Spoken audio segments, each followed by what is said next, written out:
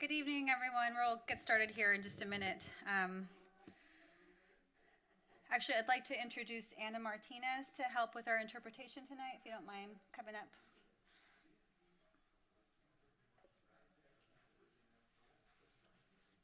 Hola, buenas tardes. Mi nombre es Ana Martínez. Hi, everybody. My name is Ana Martínez. Yo soy parte de la organización de café y voy a estar aquí como su intérprete. Si gustan pasar por acá y agarrar un locador para escuchar la conversación que vamos a tener hoy. I am part of the cafe organization. If anybody speaks Spanish or wants to be hearing the presentation in Spanish, I'm going to be over here on this side if anybody wants a device to hear the presentation. Sorry. Thank you.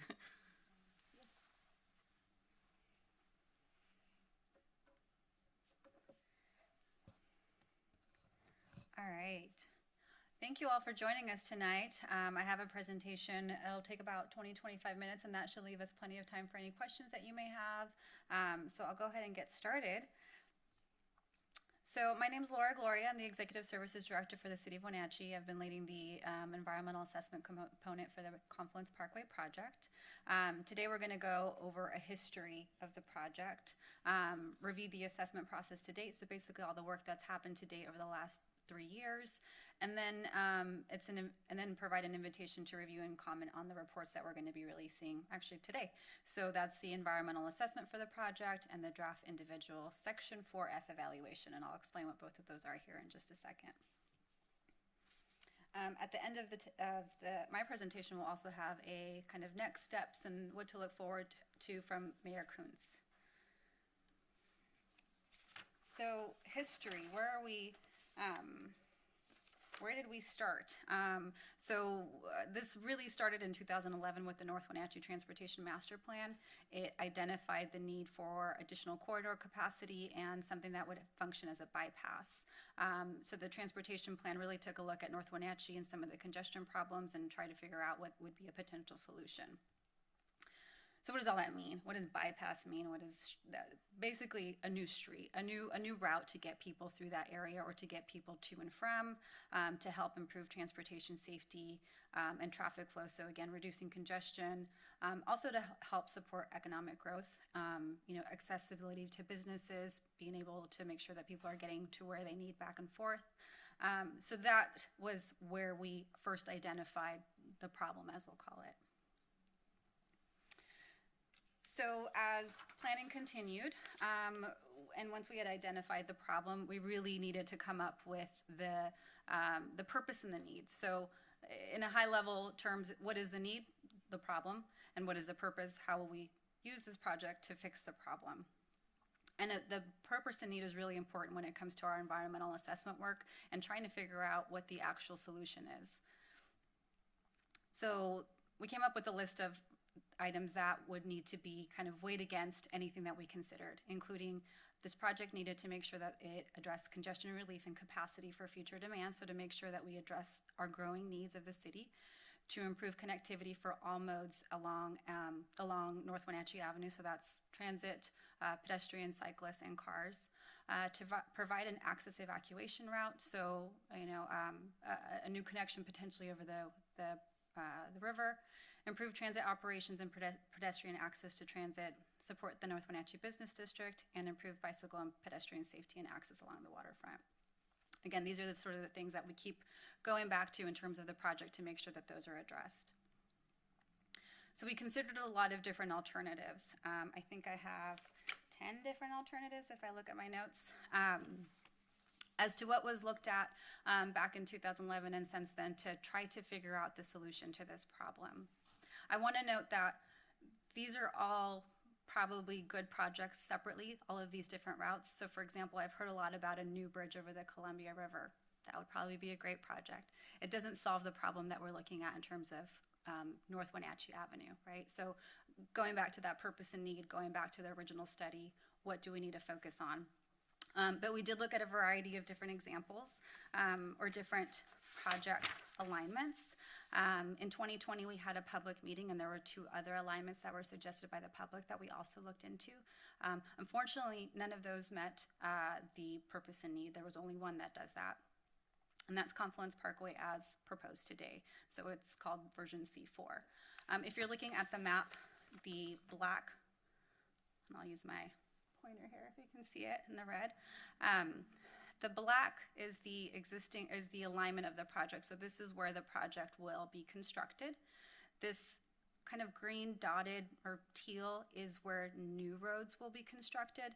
So in essence, the stuff that's outside of that green teal line is already existing road that will be either improved or upgraded. So for example, the North Wenatchee Miller intersection, that's already existing, but we will make improvements to it in terms of being able to move folks around. So I'm going to do a kind of high-level walkthrough or Google Map drive-through so you guys can see exactly where I'm talking about, because I know sometimes it's hard to see on a map or on this high-level detail. So this is that intersection. Here's where Confluence Parkway kind of starts if you're coming from the south end. So instead of going straight on North Wenatchee Avenue, you're actually going to head and veer right past the Denny's. So basically right here if we're looking at my dot. And then we're going to look at the next segment, which is on Miller Street, and this dotted line here is the railway. So you continue to go along North Miller Street. There will be a new underpass here, so you'll be able to go through there there'll be no issues when the train's coming through. So we keep going along North Miller Street, and then it turns into Holly Street in this curve here. So if you're a user of the Apple Capital Loop Trail, this is where you kind of pop out of Walla Walla Point Park and you start to take the trail on the street side here. The PUD's yard is here. The Diamond Foundry and some other industrial buildings are on this side. So this is where Holly is. And so again, this is all part of Confluence Parkway, but it's existing street, so it'll just be upgraded and expanded to fit this future need. And then we get a little bit closer to where Holly would normally start to veer west and connect back to Wenatchee Avenue. Holly Street will actually cul-de-sac there, and that's where the new alignment starts. And so here is where, again, instead of veering off to the west, the new roadway will actually go straight through here. This is where the existing Apple Capital Loop Trail is, so it'll fit in between the railroad tracks and the existing Apple Capital Loop Trail. So the next part of the alignment is all new road, as I mentioned. So this is the green dotted trail along here, not trail, the new green dotted alignment. And I have pictures, here we go. So pretend this is a new road. Instead of being the trail, that's where the road will be. The trail will be relocated to the other side of the PUD street yard in this location. Continues to go, again, in that same alignment. So between the railroad tracks, here's the PUD street yard. The road will take up this entire space here. In this area, we try to keep the road as close as possible to the railroad tracks. The new Apple Capital Loop Trail will actually be on the eastern edge of this area. Still along that same upper corridor, the railroad track is still right here, so we're really kind of aligning with the railroad track all the way through. As we get closer to the pedestrian bridge, that's where the different landings will take place for the new Wenatchee River Bridge. So here, and you can kind of barely see the bridge right here, but Confluence Parkway will be over here. The new bridge landings will be here. The trail will kind of go underneath the new Wenatchee River Bridge. And I have a video too, maybe. So this is a quick, if I can get it to play. Maybe not. So as you can see, that's a very big project. It's 2.5 miles of either existing roadway upgrades or brand new roadway adjacent to some very sensitive areas. Most of the environmental work that we did was adjacent to those sensitive areas. Oh, there it goes. So this is the new alignment. And as you can see, the roadway is adjacent to the Apple Capital Loop Trail here.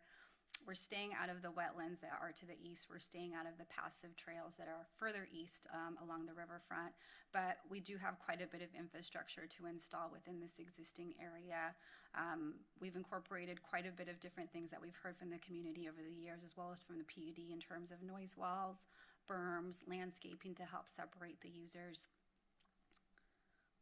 I'll pause that there. So why are we all here today?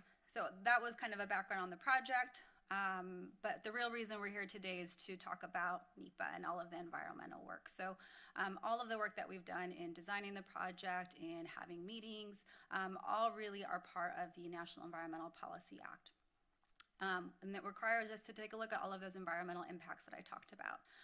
So we are kind of a co-lead. This is a federally funded project, so the Federal Highway Administration is really the lead of the project. We serve as the co-lead along with the Washington State Department of Transportation, who helps locally administer the program. As part of NEPA, there's lots of other processes that we have to do as well, including the Endangered Species Act. So we have to consult with National Marine Fisheries Service and the U.S. Fish and Wildlife Service, and they really help us continue to determine what those impacts are. What are the impacts? What is this project doing? This is a quick example of some of the work that we've done with them. So the new bridge over the Wenatchee River. This red area here are areas of permanent impact because that's where the new landings will be.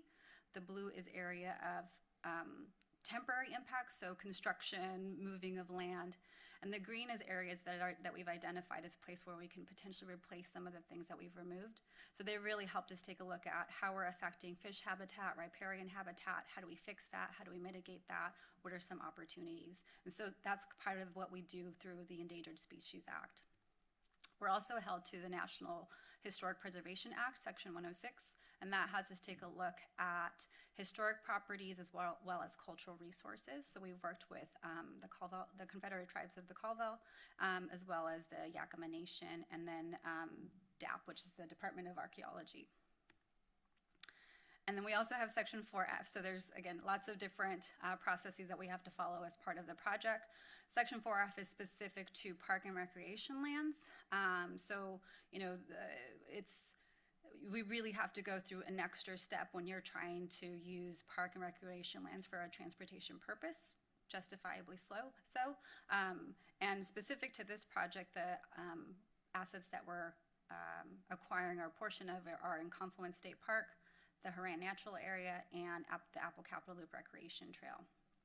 Those are all amenities that are part and owned and managed by the PUD under their FERC license as well. So that's yet another layer of ongoing coordination. And just a quick aside on that, so the Chelan PUD is the official with jurisdiction. What that means is that they own and manage those lands. Those are part of their FERC license. And so they've been working closely with the city to make sure that the process that we've been doing for NEPA and for the environmental assessment is informing a future FERC license amendment, because we are removing properties from the boundary. We intend to replace them. We intend to relocate the trail. We intend to do lots of different things that we've been trying to work out with the PUD, but at the end of the day, it is a change to the existing amenities. So that's what my little graphic over here shows, is that NEPA, Section 4F, and community feedback all kind of feed into this process that will roll up into a proposed FERC license amendment to address the changes to the Confluence State Park, the Haran Natural Area, and the Apple Capitol Loop Trail. So as you can see, there's a lot of different coordination. We've got, the city as the project proposer, Federal Highway Administration as the funding agency and lead for NEPA, so we have to abide by all kinds of federal requirements. The PUD as the owner and manager of the lands, as well as FERC in terms of the actual license for those lands. The Washington State Department of Transportation with local programs. Under Section 106, we've got the Yakima Nation, the Tribes of the Colville Reservation, and DAP. Endangered Species Act, we've got U.S. Fish and Wildlife, National Marine Services, and then of course there's the other biggest piece of the pie is stakeholders, which is communities, special interest groups, impacted users, anyone that doesn't fit in these sort of organized agencies, but that belong to the community or have an interest in the project. I don't know what my little wheel does. Sorry. Okay, we go into community outreach. So yeah, in terms of community outreach, here's what we've done for the past couple of years. We started in 2019 to really share the project goals and inform the community about the upcoming NEPA process. So this was sort of in the beginning. Hey, here's what's coming. Here's what we think we're going to do. Here's how you can stay involved. In March, we shared the latest design concepts and provided more updates. We identified options for mitigation and enhancements like the berms, like the noise walls, things that we anticipated might be needed in order to make sure that the project is mitigated to the extent possible. In June, we shared draft of the technical studies, and those are the studies that break down each of the different disciplines. So water, ecosystems, climate, social justice, those all feed into this bigger NEPA umbrella. We also provided updates on the overall process. In February, we did an overall project status to the Chelan PUD commissioners. Again, their role is a big part of this, especially because most of the lands that we're using for the new part of the project are under PUD managed lands. And then in March, we did, the PUD and the city did an open house as well as some walking tours along the alignment. So we went out to the Apple Capitol Loop Trail and kind of walked along those pictures where I showed you as to where the new trail is going to be to answer questions, and met with, and then also did an open house later with some more information on the project. And from that community feedback, again, we've heard a lot. This is just a small example that I pulled out, but that you'll see in the report as well, is that we heard a lot about the importance of the Haran area and really being sensitive to any impacts there. And so, for example, in these areas where we really just don't have a lot of space to have the roadway and the roadway, we're making sure that instead of using fill, so instead of adding dirt and making a bigger mound that might eventually kind of erode into the wetlands, we're using things such as retaining walls instead. That's a way to make sure that that wall's staying there, it's not moving there, it's not impacting the wetlands. And there's other things that we've heard throughout the process as well that have been incorporated into the reports, into the process, but this is just one of the ones in the ecosystems piece that is included in there for you all to review. Oh, I made that picture bigger. This is, it's hard to tell, but the trail is right here. This is an area where there's lots of trees and the wetlands are right here. And so instead of building a bigger slope, as I mentioned earlier, it'll be a retaining wall. So it'll really be a nice way to just stop any erosion or any sort of things getting into these very sensitive wetland areas. So this is all of the items that, in addition to ecosystems that we looked at. Again, air quality, climate, social justice, cultural resources, hazardous noise, these are all in the environmental report. The section 4F is specific to parks. So parks and recreation is kind of its own big bucket and has its own separate report.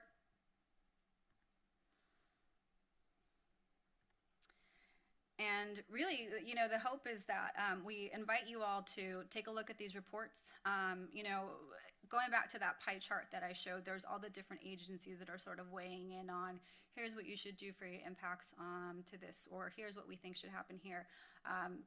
Community is in that wheel because you're just as important. You are helping us review this document and telling us if we missed anything. Did we forget anything? Is there something that we didn't anticipate? Is there something that we should be doing? So really that's what the opportunity is to take a look at the environmental assessment, the Section 4F report, read it, ask questions, and provide comment to us and let us know, again, help us review the document and make sure that it's it's a comprehensive review of the project impacts and proposed mitigation. So the reports are available online. They will also be available, actually I have another slide on that.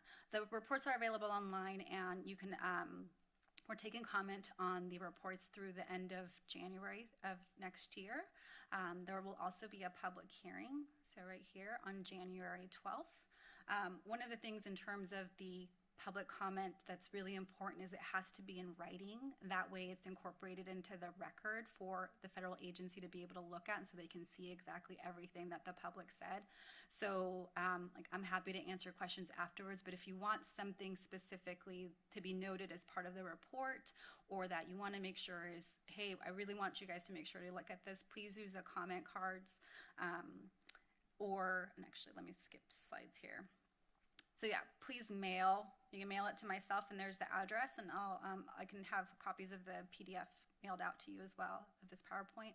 You can email it to our cpnipa@wenatcheewa.gov, or you can come to the public hearing. And the public hearing, since it'll be recorded and we'll have someone there taking a transcript, that's also an easy way to do it if you don't want to, put something in writing and mail it in, or don't have the time to do that.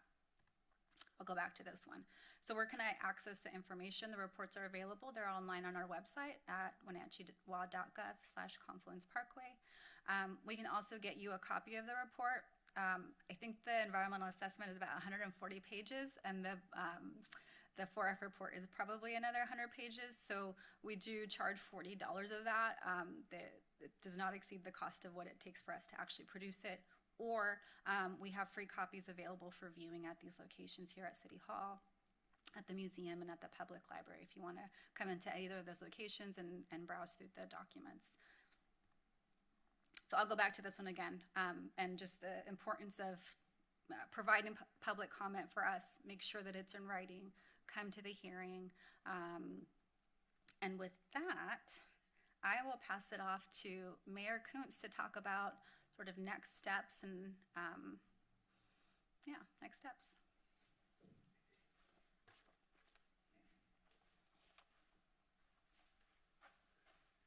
Thank you, Laura. I'm Frank Kuntz, Mayor of the City of Wenatchee, and really excited for the next steps of Confluence Parkway. I'd like to just take a minute to thank Laura for all of her work. She got here almost 3 years ago and has been doing almost nothing but NEPA, getting this process this far. And then from the city's perspective, we got some of our engineering staff over here. Donald Nelson and Jacob Heiler are here. Rob Jammerman, our Public Works Director. I think we got some consultants in the room. So thanks to our team.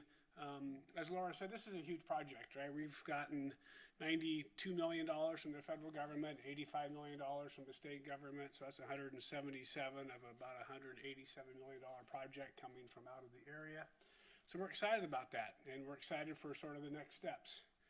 This is a long process, and so it's one step, 2 steps, 3 steps. Hopefully we'll be sending this into the federal government for their approval at some point in the next number of months.